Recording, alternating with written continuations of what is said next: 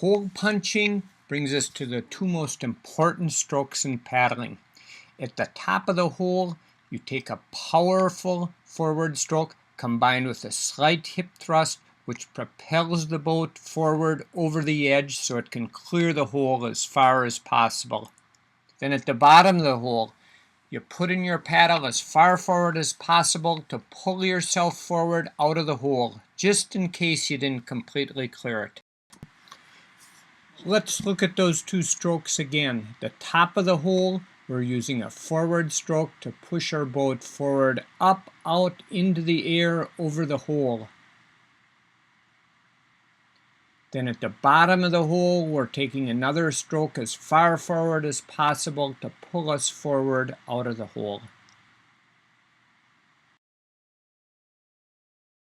I'm going to play this in normal speed once and watch and see if you can actually see the boat jump out over the edge. Here it goes again.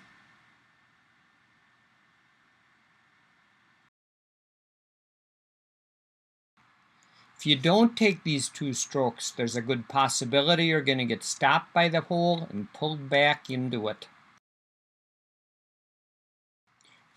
When you take the bottom stroke, you want to be reaching down deep into the green water to pull yourself up. If you're just up in the foam, it's not going to do you much good. Timing of this top stroke is critical.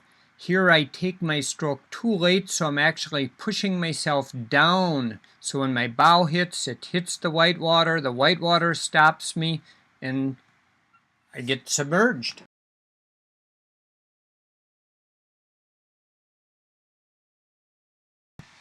When we go over a hole, it's important that we land with our body forward. If not, we may get rear-ended or sucked back. Note that as we approach the hole, we're paddling with good body forward posture. Then we thrust the boat forward at the top and we bring our body forward for the landing. Perfecting the timing and body control during these two strokes may take you a while, but it's worth it. They're the two most important strokes in paddling. Ideally, we would want to have 3 or more powerful strokes before the drop so that we have some speed to go over it. However, sometimes we're back paddling as we come up to the drop so that we can see over the edge and find the exact spot we want to go over, or maybe we're scouting to make sure it's safe. In that case, we may only have 1 or 2 strokes to propel us over the drop. In our quest to jump out over the hole, there are 2 things we have to be careful of. The first is that we use a real forward stroke that keeps us going straight. It's easy to accidentally turn the boat sideways, which will bring us a whole list of other problems, which we're going to discuss later. The second problem is in our quest to have a powerful stroke, we'll sometimes overdo it and end up with our boat on edge, which obviously that can bring up some problems as well. It's more important to have an 80% powered, fully controlled, flat, straight stroke than it is to try for 120% power and get yourself turned or on edge. We've talked several times about the 2 most important strokes in paddling and how at the bottom of the hole you should be paddling with a forward stroke to pull you forward out of the hole.